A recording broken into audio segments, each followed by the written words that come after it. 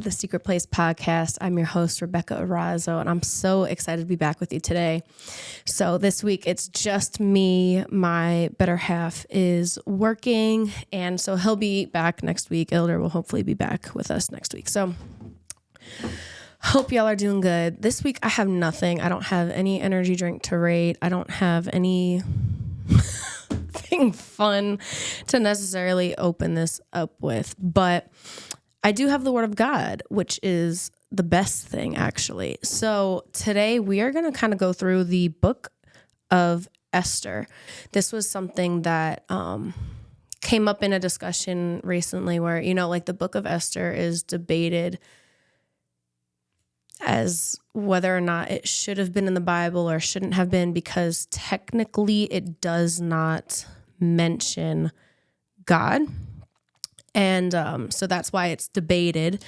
But I want to just take us through here because there's a lot of parallelism that happens throughout this book that shows and reveals the nature of God, and also kind of foreshadows Christ in a lot of ways. So we're going to start kind of just in chapter 1. Chapter 1 is kind of laying out the king of Susa, which is Xerxes, and he is, throwing this big elaborate party, and, his wife throws this big banquet. And so then he does not limit the drinking at this party. And so, he probably had a few too many and he requests that his wife, Queen Vashti, flaunts herself. He wants to show her off, and he wants her to flaunt herself in front of him and all of his men and all of the men that are at this party. And she refuses, which honestly, good for her, because I would have too.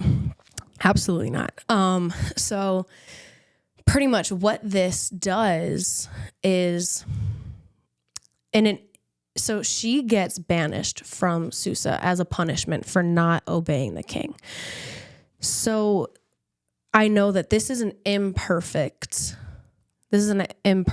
parallel, but literally in Genesis, what happens?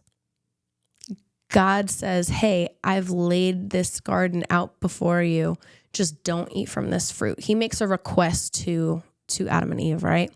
And Adam and Eve refuse to obey that, and then they get sent out of the garden. So we can kind of see, obviously, again, in an imperfect way, we can draw a parallel there, though. So we can see that, the king makes a request, the queen refuses it. As a result of that, she's banished, she's thrown out. So now King Xerxes is now finding himself needing to find a new queen, just like the Lord needed to now find a way for a sacrifice to be sufficient so that his creation, his people, could be made right with him. So we see that, again, it's an imperfect parallel, but it is something that we can see the similarities of the stages of events, right? So Vashti's successor is sought out, and so we see in chapter 2, Esther and her uncle Mordecai pop on the scene, right? So we see that Esther is beautiful, that she finds favor within even the person who brought her and sought her and found her, right? Haggai. So she's brought into the screening process. All these women are brought before the king, and he's going to then pick one person, right? So Esther finds favor without a doubt. She goes through the beauty treatment, she goes through the preparation time, but truly, she was different than the other women that were there, and that was noticed. And so we see that the king chooses Esther, right? And so she becomes the new queen. So then we kind of get into a little bit of more where you can kind of draw a parallel between just literally the whole story and plot of Christ dying for us and purchasing our salvation and sacrificing himself. And we have an accuser. And this is where I kind of want to hone in on, because we all know, most of us know that Mordecai was Esther's uncle that adopted her, right? Or her cousin, technically. So he adopts her, and he's at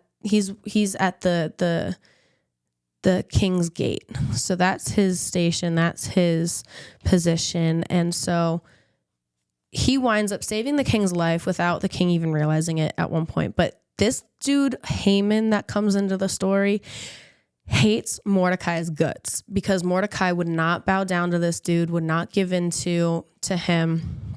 And so Haman attempts to accuse Mordecai of all of these things. And we can see that Haman really is like the enemy and Satan in this story, because he is the accuser. He is the one trying to kill God's chosen people, because then later on we see that Haman gets the king to sign this decree to just annihilate all of the Jews and kill all of the Jews. So he gets the king drunk. The king is not thinking, doesn't even know what he's signing, and signs this decree that all of God's chosen people will be wiped out. So he then tries to accuse Mordecai and has this whole plan to kill him and all of these things, right? But Mordecai goes to Esther, and we all know this famous story. Esther then has to go before the king, which she could be killed for going before him if she was not announced, that if she had not been requested.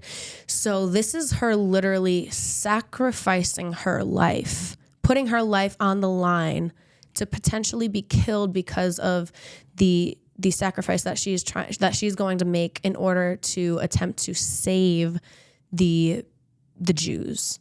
And so she goes before the king, and we can draw the parallel that was she was putting her life on the line, and she was willing to sacrifice herself. The king chose her, yet she was willing to sacrifice herself for God's people. And so we can draw the parallel that God chose his only begotten son to be our sacrifice. And of course, Jesus had to accept that and offer himself up as a sacrifice. So we can see the parallel. We can see the similarity. Again, obviously it's an imperfect way, because the only perfect parallel is God himself.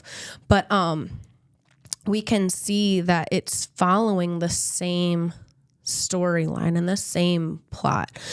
And so she goes before the king and finds favor with the king. He grants her request. He says, whatever you request, I will give it to you.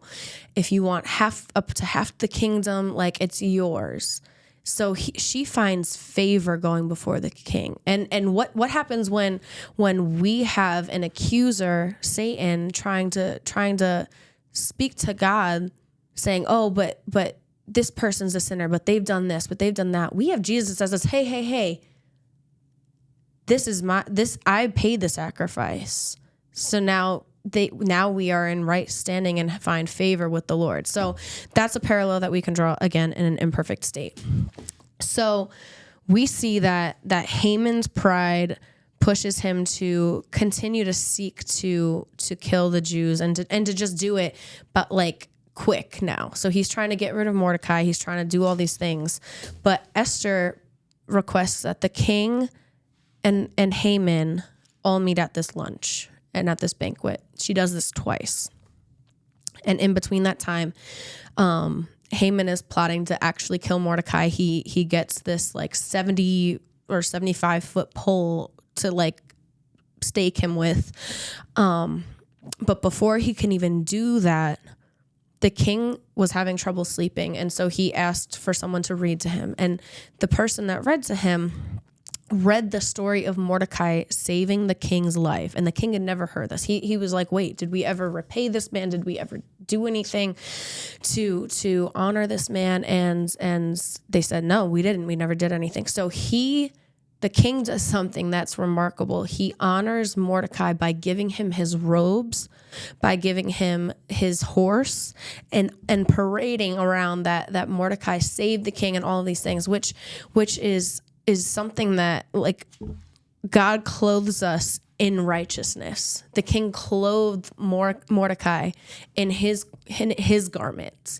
That's something that is a similarity again that we can see. This is the nature of God. We see the nature of God and the character of God all throughout this story. And so then Haman is too late. He missed it. It didn't work. His plan failed, just like Satan and the enemy's plan failed and continues to fail and ultimately is the ultimate failure, right? But we see that they get back together. The king, Haman, and Esther get back together for another banquet, the second banquet. And this is where Esther said, this is what Haman has done, and he should be punished. Like, I'm a Jew myself. I don't want to see my people perish.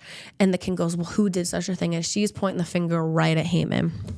So Haman now, and this is where Jesus is the intercessor, and Jesus is the one who speaks against the accuser, right? He is our adversary. So this is what Esther is doing. Is she's saying, hey, this guy ain't right. This guy has lied. This guy has tried to do something evil, something heinous. And so it cancels out his plan. It cancels out Haman's plan of being an accuser and trying to have this thing come to pass. And so we can see so many parallels throughout this story just of how God's fingerprint is literally ingrained in this story, because Satan is the accuser of the brethren.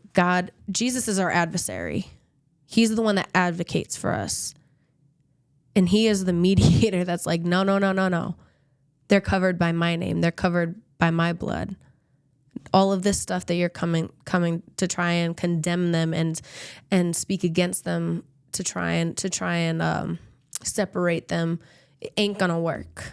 And so how much is it like God that Haman gets killed by the very same stake that he had planned for Mordecai to be killed with? Oh my goodness. This story, this piece of history, is not just a story, is so beautiful in how it is just laying out the story and the plot of Christ's sacrifice, and just the story of how we were once banished from, as humanity, right? We were banished from the Garden of Eden in God's presence, and so then there had to be an alternate. There needed to be a new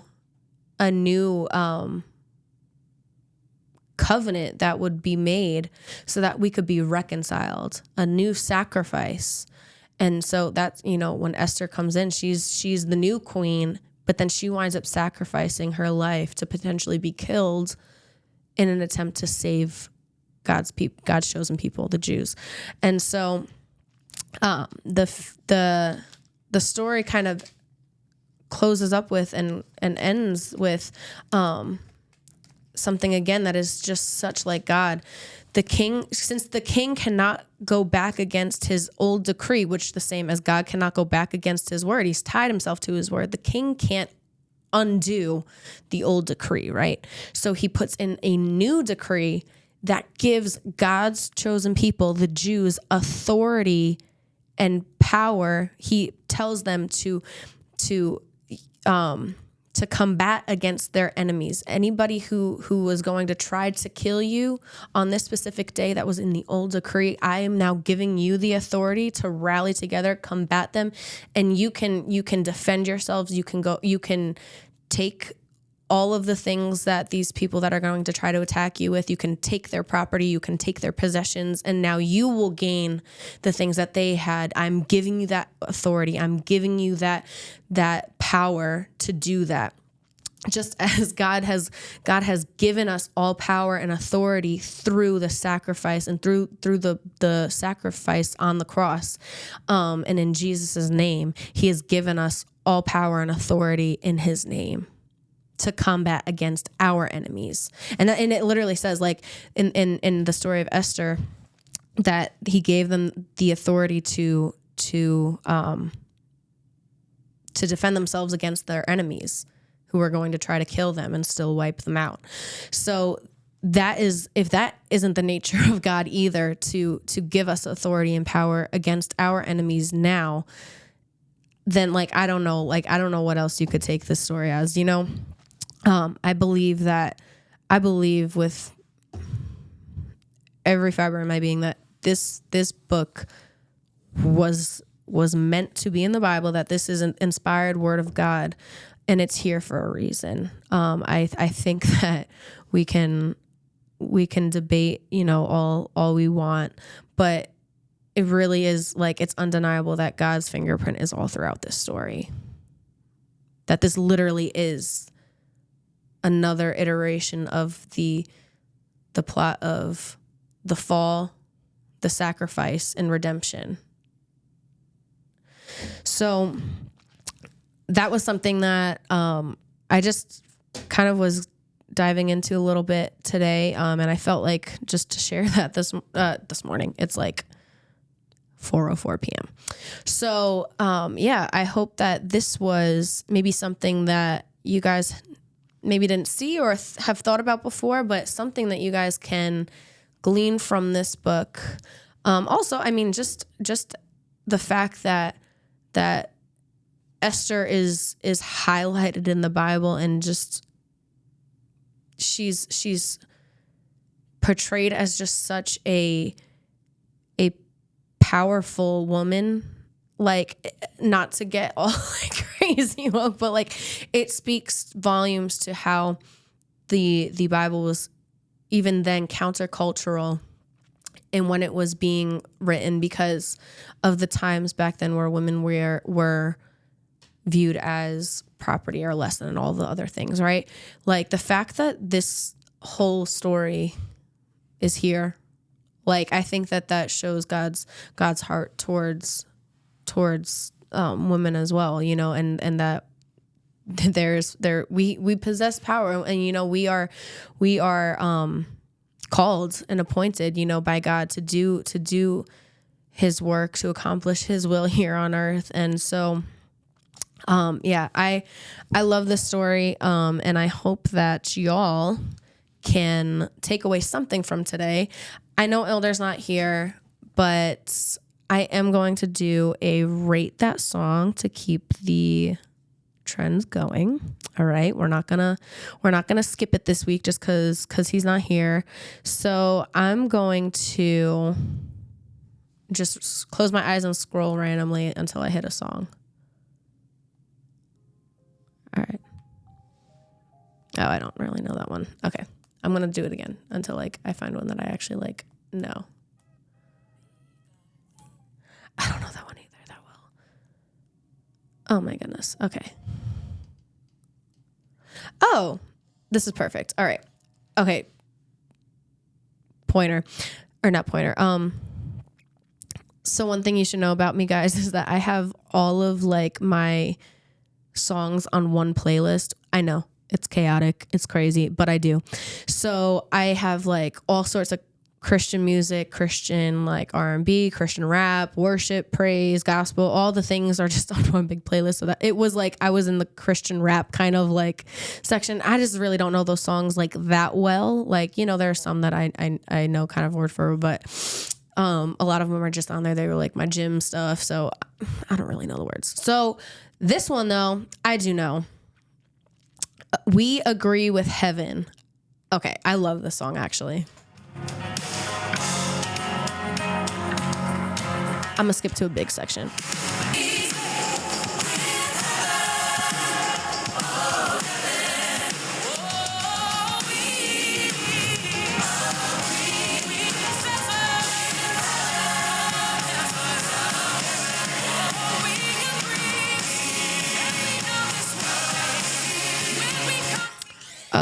love this song. It's so good. I like it. I know actually Ilder's thoughts, I think, on this song are that like it kind of just stays at the same like pace. So for him it doesn't really build anywhere, I guess. But I love the lyrics.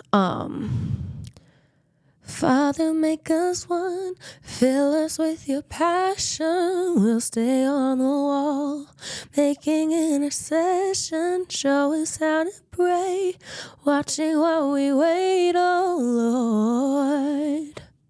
Ugh.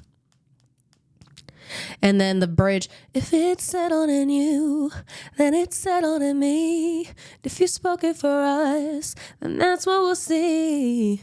If it's already done there, then let it be done here. Let heaven come, let heaven come. Oh, I love that. I love songs that are like that, where it's like simultaneously like very like praise and honor and but also at the same time, like it's talking about the application of like how we are to, you know, execute our faith here on earth. So I love this song. I can agree a little bit with, you know, like if I'm being super critical, that it can kind of stay in that one, kind of like a plateau-ish type like feel, but I still like it though. So I'm going to give this a solid 8.6.